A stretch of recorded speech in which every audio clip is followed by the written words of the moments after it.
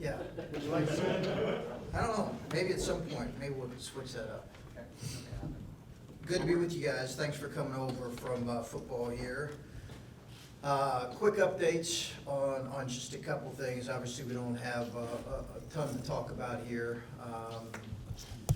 but a few updates on some things here. Hope everybody has had a good start to your summer. It's been good last few weeks to a couple months for our guys. I think they've had a chance to get home and spend some time. All of our returners are here right now, as well as Ibrahima, because of he needed to get here a little bit early. So all of our returners are on campus as of yesterday, and Ibrahima. Our whole team will be here in a couple weeks. The freshmen as well as Justice will be here in a couple weeks. So it's good to have them back. Coaches have been getting some time away with their family, spending some vacation time, although as you know, that's always limited for coaches. But it's been a good last couple months here. Obviously, Caleb Wesson went through the NBA draft process, and that was good. I think he received some really valuable information in that process, and I think it was really helpful. As I said in the statement, I thought he and his family really went about that process in a great way. They were thoughtful, regular communication, really had I think a good understanding of kind of what it was going to look like at the end, and it was good. I'm sure he would have loved to have maybe had a couple more workouts than what he did, but we got great feedback from the workouts, and we got great feedback from other NBA teams who had seen him. So I think his intent all along was to kind of go through this, but in all likelihood return, and that's certainly been the case. Excited about the addition of Jake Diebler to our staff. Obviously, his hiring here a month or so ago. Jake obviously has great affinity for Ohio State, but more importantly, I'm not hiring somebody just because they love Ohio State. He's good at what he does, and he's effective at what he does, and has proven that. And obviously, I think his experiences, even some of the really stuffs, he had a tough season last year, and I think going through that experiences provides a lot of benefit. And he's a really eager young coach who we're super excited about having him, Jordan and James with us. The schedule is close to being complete, not there yet, but it's close. We should know something on our ACC opponent in a day or so, right, Dan? And I had one of our staff guys say to me, we were talking about who to scrimmage, and he said, well, we might as well just scrimmage the Warriors, given our schedule. So he doesn't quite align with me in terms of scheduling, and I appreciate that, that differing opinion. But we'll talk more about the schedule in greater detail down the road, but it's a monster. So, and I can talk a little bit about that if you want. And I think that's it for me, so I'll open up for questions. Hey, Don. Coach, what did Caleb learn, do you think? What does he need to work on? And what will I guess you try to do with him to get to what he needs to work on this season? And how will that help you guys? Yeah, good question. So, when you're talking with NBA people, it's interesting because when you go through this process, there are sometimes that feedback that they get, coaches worry, I think, sometimes that it would contradict what they're saying. Maybe they want to see them play a different position, or maybe they want to see something different. In Caleb's case, and Keith, his dad, and I've had a lot of conversations, so much of what they're saying that he needs to get better at really certainly benefits him, but it benefits our team. And it's all the things that he's heard: fitness, defending ball screens. Ball screen defense has become a constant, and he knows that. Caleb knows that. And he did make improvements.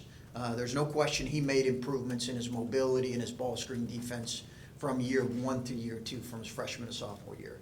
But those things continued. They like the fact that his skill level is what it is. I think they'd like to see his turnovers go down a little bit more, his rebounding increase a little bit. Not one time did scoring come up. I think they know that he's capable of scoring. That didn't come up. It really came up fitness, ball screen defense. He shot it, I think I'm allowed to say this, really well in his Boston workout. And I think there was probably some nerves in his first workout with Atlanta.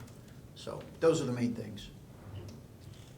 He's talked a lot about adding explosiveness. Is that a big key as far as the summer, maybe trying to get a little bit more around the rim? Yeah, I think that's when people look at him, they're saying, okay, where is his lift around the rim? We laugh because he loves to say, Coach, I'm not Clint Capella. And I'm like, I know.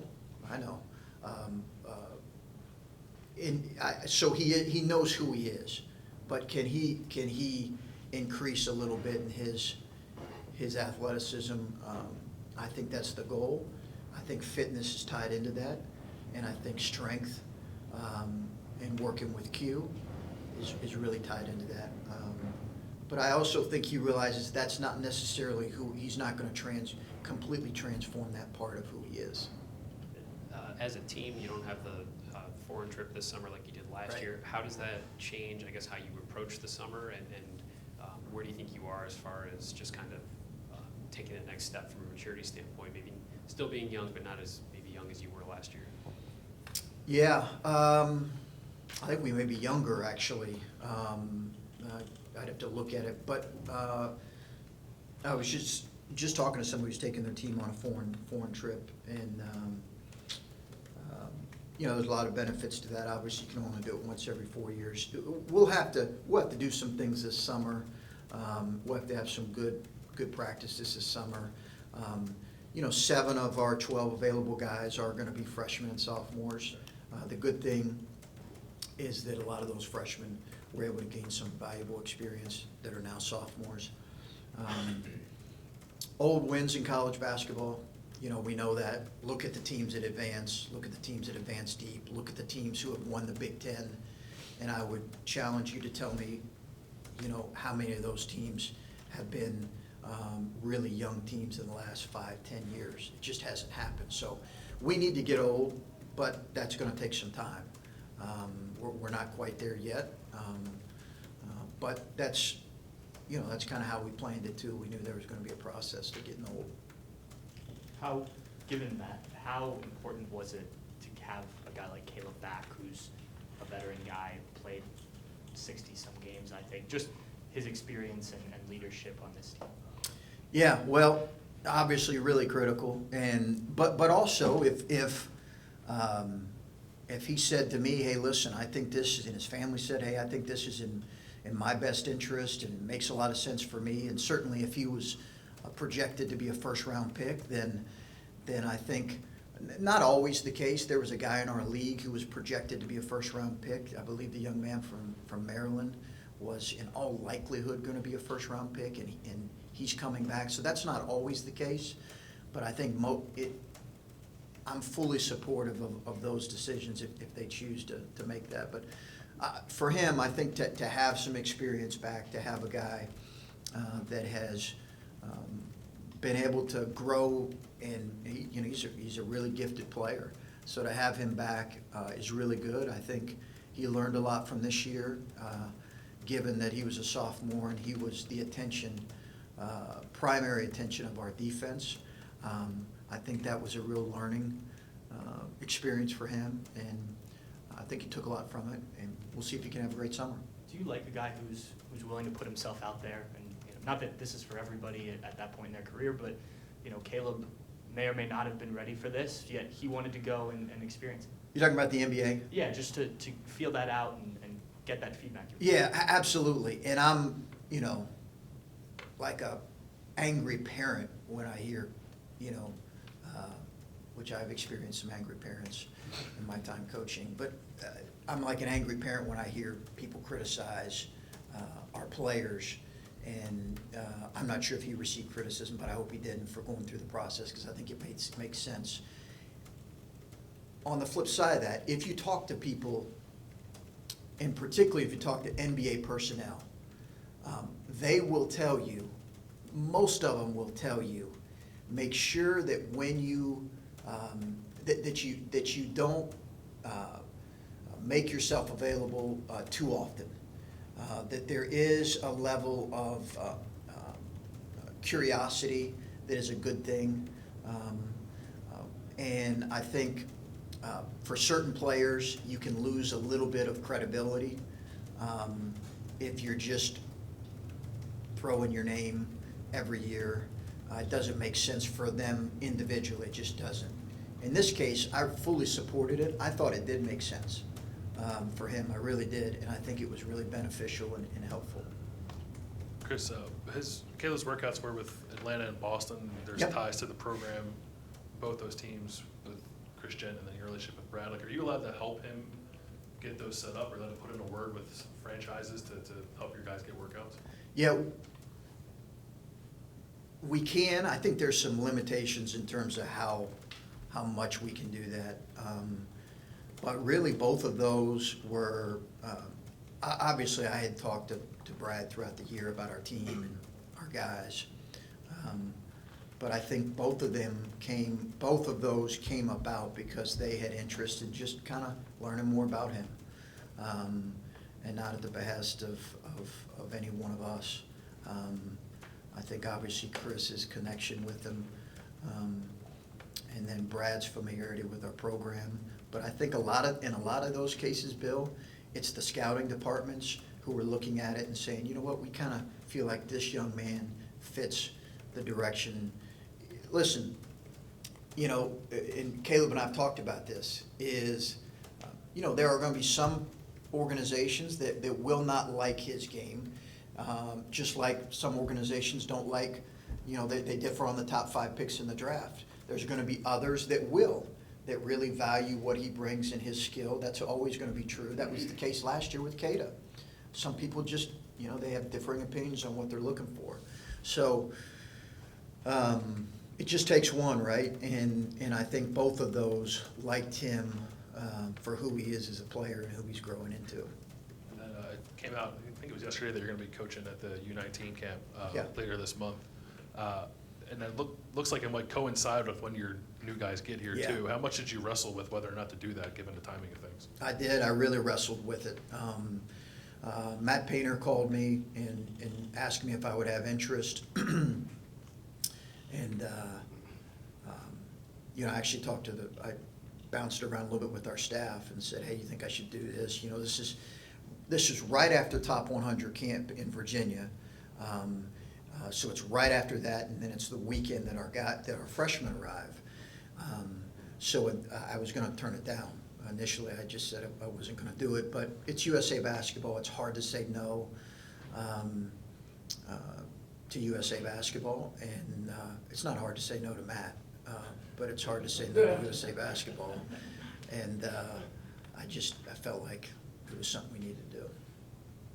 You were saying that or Caleb knows who he is as a player, but at the same time, he's not who he wants to be. Sure. What does he have to do to get to that point where he's going to get better feedback in those NBA workouts? And was there anything, I know that you said that they said a lot of the same things that maybe you guys have been hitting on. Was there anything surprising that he learned that he didn't really expect? He'd probably be better to answer that too. I think he was in his first workout. He went against a couple guys that are not, and I don't want to put words in his mouth, but that are not going to get drafted. And he was like, "Wow, these guys are pretty good players," And I think that's always eye-opening for young men when they go through this and like, "Whoa, that guy's not supposed to be. He's not even on the draft board, and he's pretty good." So I think that's always eye-opening for young people. But I think a lot of he's, as I talked about, he's a really smart kid, so he kind of knows.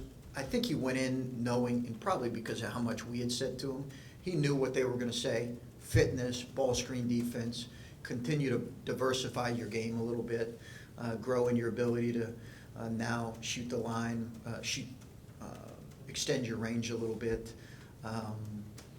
And they talked to him a little bit about finishing as well, becoming a better two-point finisher. But I think a lot of the things that were said he expected. You referenced the tough schedule. I know last year when you went into the non-conference schedule, you thought it maybe Yeah. would have been more daunting than it was, and you said that this team might be even more young. Was there any intention knowing that, I don't know, we saw what happened when after non-conference Yeah. last season, and sort of the wheels fell off for a bit in January and February. Did you want them to be challenged earlier? Was this intentional at all?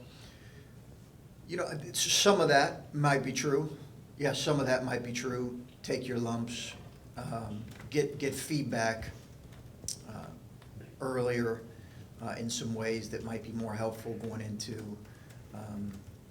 what I anticipate being another really, really good year in the Big Ten, although I think it was the deepest conference in the country. Will it be that way next year? I don't know. But yeah, there was some thought in that. And obviously, we don't have control over who we're playing in the Gavitt games, but I kept hearing Villanova, Providence or Creighton, but I kept hearing Villanova. And I knew they were going to be presumably a top 5, top 10 program. So that's good. But there are plenty of games on our schedule. I think Cincinnati's going to be really good. It's just, I don't know that I've experienced something this early in the season where it's going to be like, whoa, you were getting hit with some significant games within the first 2 weeks of the season. NCAA could be extending the three-point line possibly today.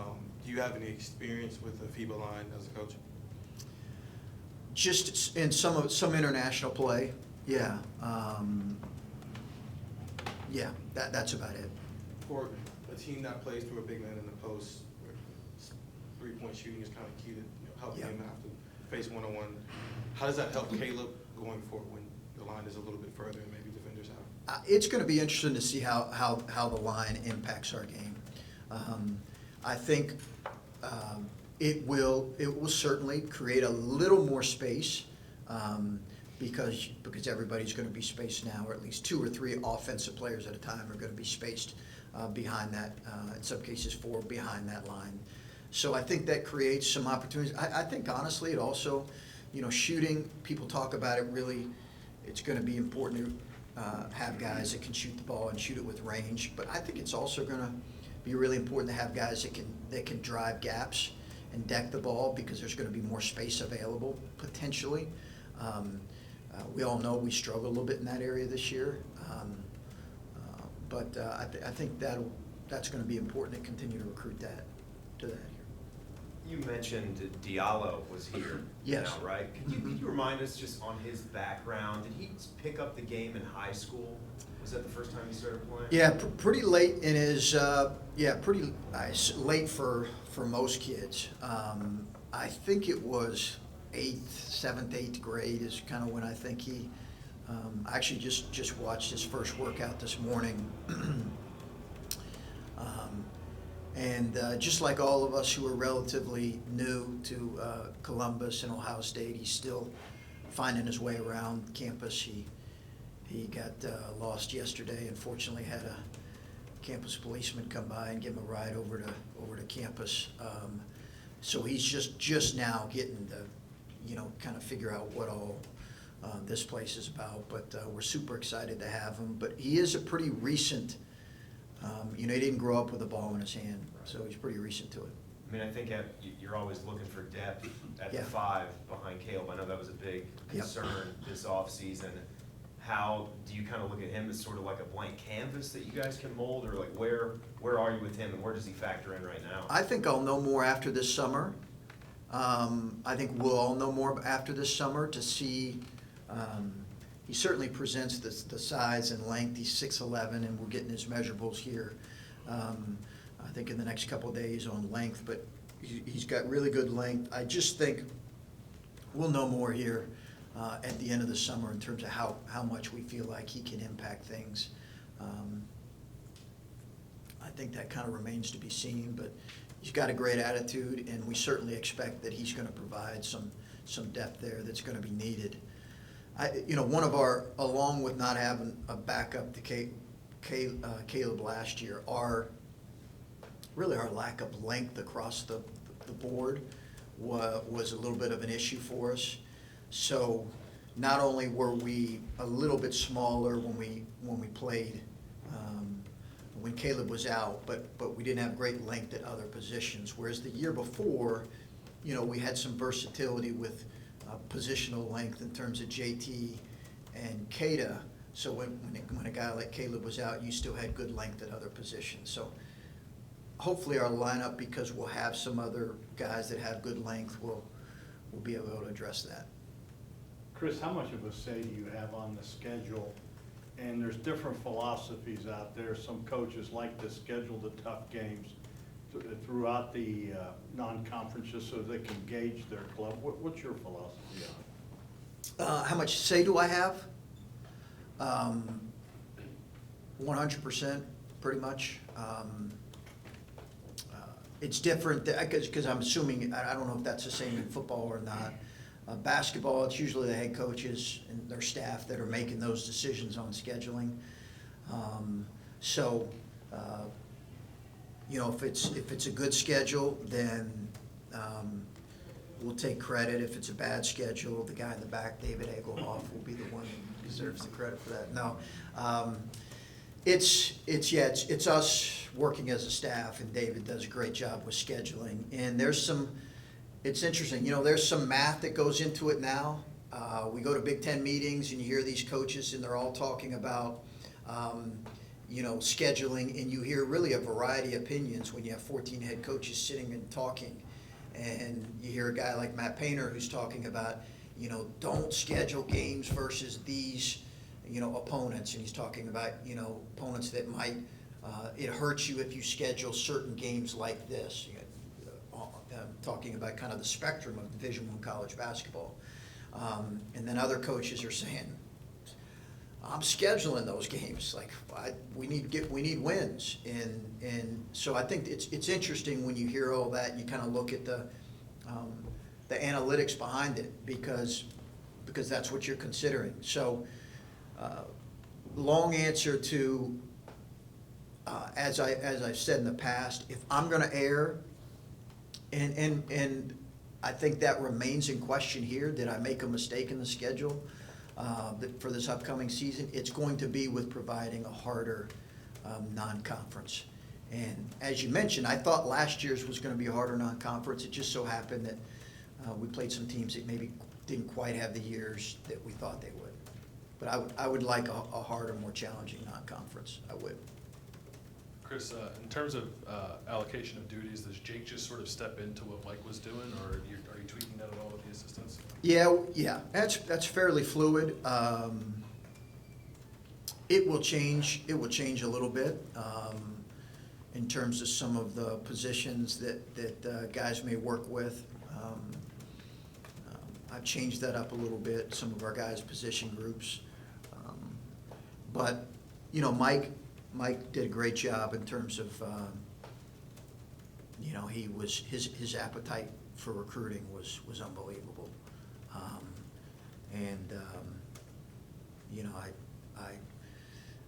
I'd always laugh because he would text me, page after page of recruits to text and call, and every night. It was amazing. So that's going to be a significant role for Jake, to be a guy who comes in and has that appetite. And based on our research, I think he's prepared to do that. I was wondering about that because where Mike has been, and I'm not trying to compare the two, but just where Mike was in his career before he came here, Yeah. I think he had a wider range of where he could go or where He he's did. been in the past, and Jake has been Midwest, and obviously he was down in Nashville. Does that change your recruiting plan at all, or do you still plan on casting the net wide if there's guys out in California or West Coast or whatever? Yeah, you know, Mike did because of his time at Stanford, so he had a broad network of national contacts. But you know, we certainly will recruit national, but I think we want to recruit regionally really effectively. So, you know, I think guys are going to recruit where they have their connections and their contacts and where their network is strong. I like the other idea of adding another Ohio guy, but he also has some experience recruiting the Midwest and the Southeast. So I don't know that, you know, Mike had some connections that he doesn't have and vice versa, but I expect that we'll cast a similar net, maybe not quite as wide because of Mike, maybe focused a little more regionally. And I know you were, I think up in Kent, maybe you talked about John Beeline, but I was just wondering if you know Jawan Howard at all and what you thought of Michigan hiring him. Yeah, so I don't know Juwan at all. You know, I had talked to John a couple weeks before he took the Cleveland job, and we actually talked about the Detroit job. And I got the impression then that if Detroit had offered him the job, he would have taken it last year. So I don't think at that time it hit me necessarily that he could be on his way out, but I think it put in my mind that potentially if an NBA job came open, he would take it. And, you know, what all went into that decision, he's the only one that know. I know there's been speculation about frustration with some of the things that are going on in our game. I just think in a lot of ways for him it was another challenge and an opportunity he didn't feel like he and his family could pass up. As far as Juwan, it's obviously a really exciting hire for them. You know, I remember watching, obviously, who does remember watching his teams, and I remember watching him in the NBA as well and have immense respect for how he played. So it's exciting time for them. I think it's good for our league, honestly, in a lot of ways, because you have a guy who not only was an elite player, but he's also a guy who has kind of worked behind the scenes for an NBA organization for a number of years. He's prepared, and I think that that was good for our league.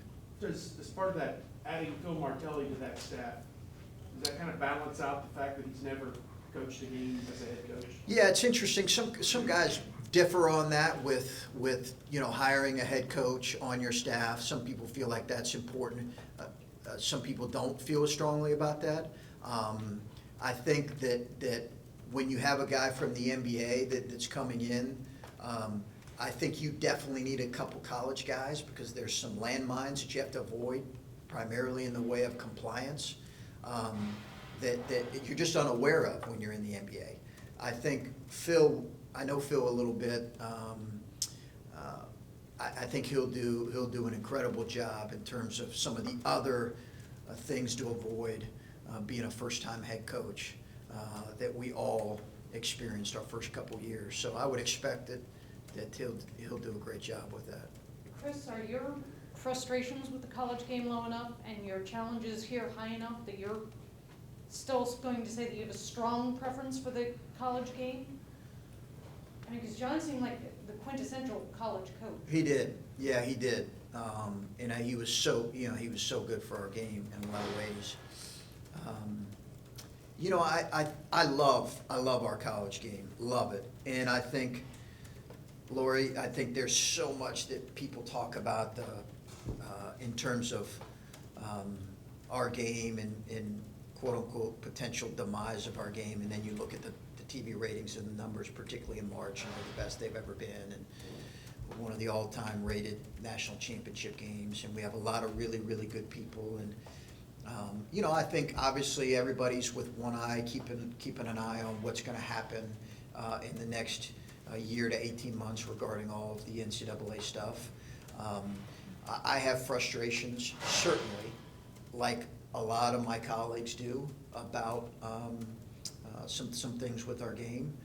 At some point, maybe I'll get into that. But I love it. I love it. Yeah, I'm fascinated with the NBA game too, but that's more because I'm a coach and I enjoy watching it and studying it and seeing how different, the games are very different. And I'm sure John will see that here.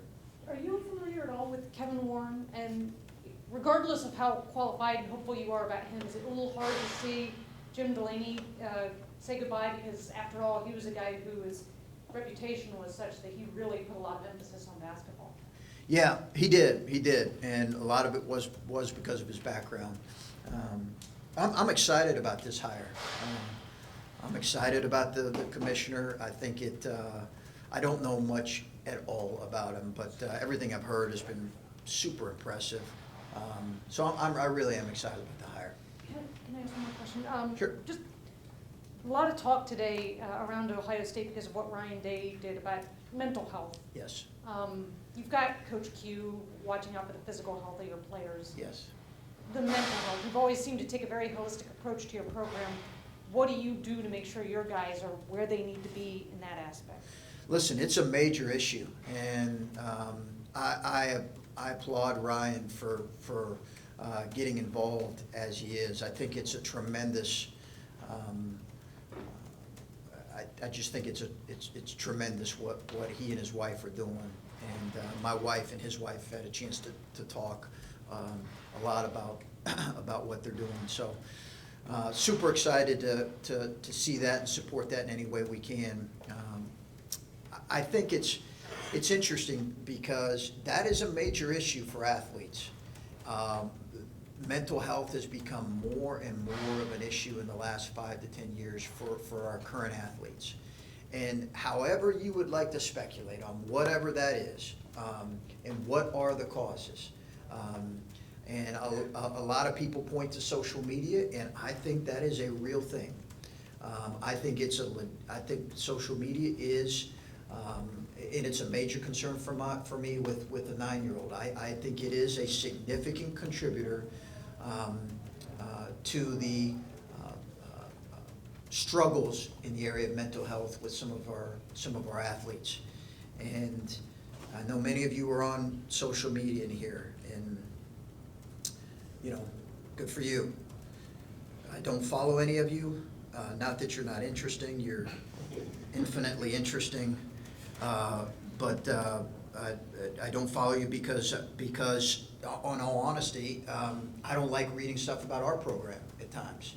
And part of your job is to be objective, right, and critical at times, and that can create some degree of resentment. And so I just have never followed our local staff as good as they are. But it's a constant conversation with our players about mental health and the role that social media plays in that. And we're bringing in some people this summer actually to delve into that in more detail. One more about sort of the future of the sport. You said obviously the TV ratings are great and the sport will be fine, but like when you see like RJ Hampton going to New Zealand and the number of underclassmen that Yeah. are leaving and not going to the NBA but just ready to sort of be done with college, does that concern you at all about the sport? And is there anything that you see as being something that would be helpful down the road to maybe sort of stem some of that tide as far as guys leaving but not going to the NBA? Yeah, it's a significant issue. That there's no denying that. That your ability to manage your roster in a day and age where it's not like it used to be when we used to watch college basketball and you would identify with guys for 3 or 4 years in a lot of cases. And as a head coach, you're constantly trying to project what is your roster going to look like in the next year or two. And in college basketball, roster stability is up there in terms of recruiting and scheduling with some of the most important issues that you have to be on top of. So it's a significant conversation that we're having with our staff, because I do think that the number of guys that will professionalize, and we're not talking strictly the NBA, right? But the number of guys that will professionalize will probably increase. And there are different paths to the NBA. And then there are situations where guys are just gonna say, we're gonna professionalize because there are different ways to be a paid pro athlete. So managing that, and that's part of the reason we'll almost always have a sit-one transfer on our roster, in some cases two, because it stabilizes your roster in a day and age where there can be a lot of volatility. And sort of against that backdrop, when you have a guy like Andre Wesson who has been through just about everything possible with this program since he got here, how much are you leaning on him this summer, and how important is he to what you guys might do this season? He's going to be critical for us. Andre's, as I've said, he's a great example of a young man who's just gotten better every year and really provided some great leadership for us last year. We're not in the NCAA tournament without him.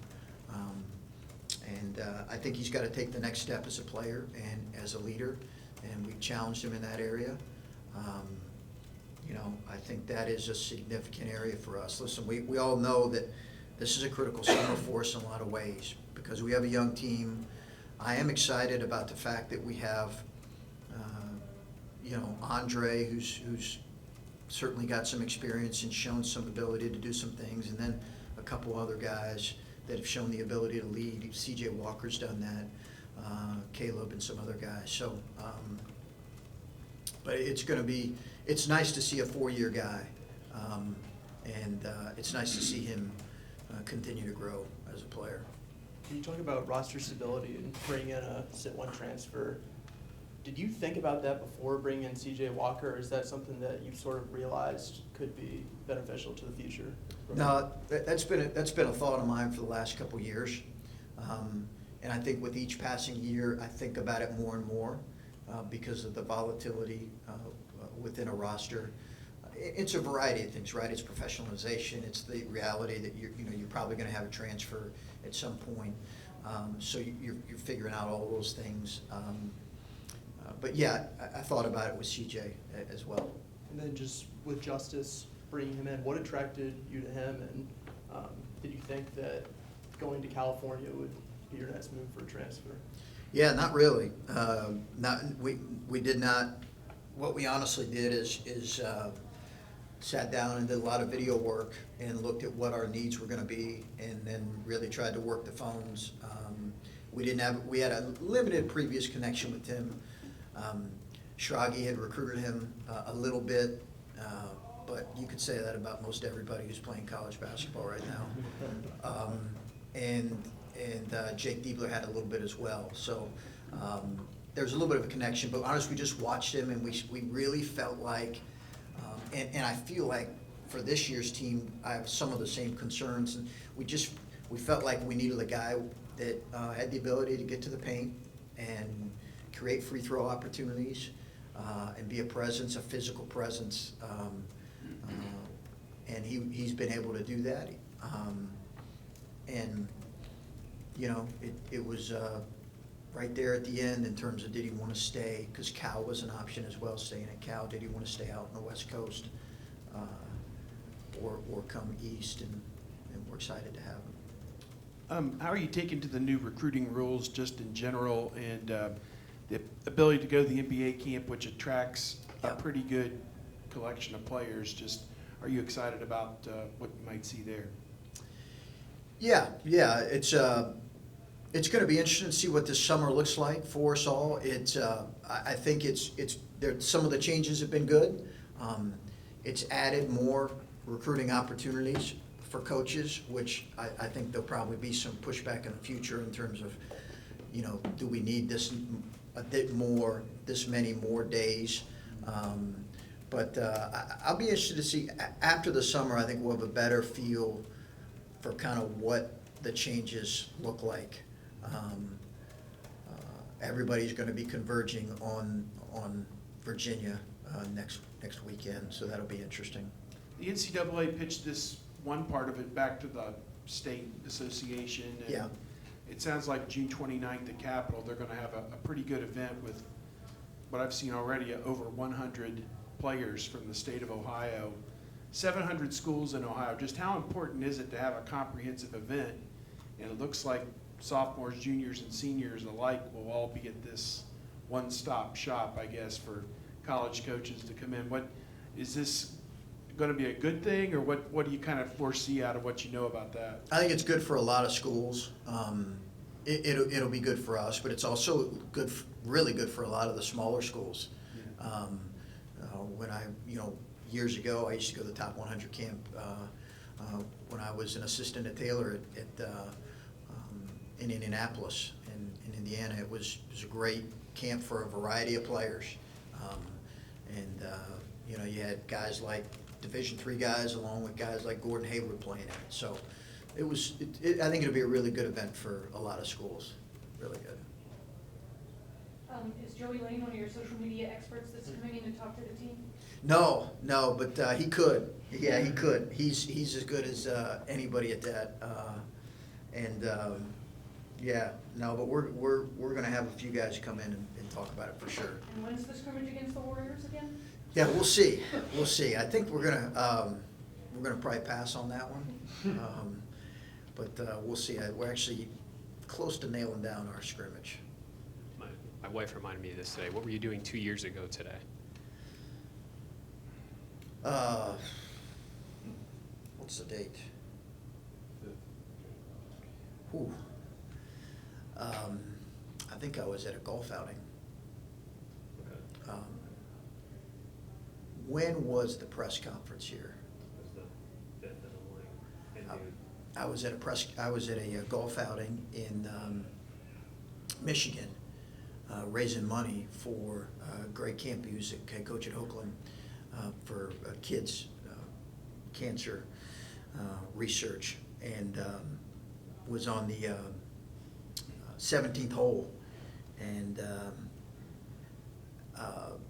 was about to hit a shot, and had some guys, there's a bunch of coaches, it was coaches there and media people and other people, had guys on the other hole yell over, hey, did you hear? What do you think about that, Chris?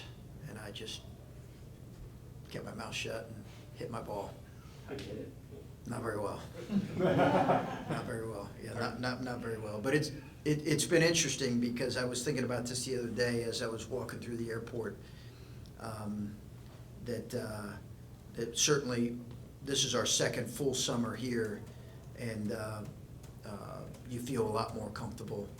Your second full summer with everything, and I used to get startled when I'd walk in the airport and people would shout OH at me. I stumbled and didn't really know what to say, and now I'm pretty quick on the trigger there with IO. So it's been a good couple years. Okay. Okay, thanks guys.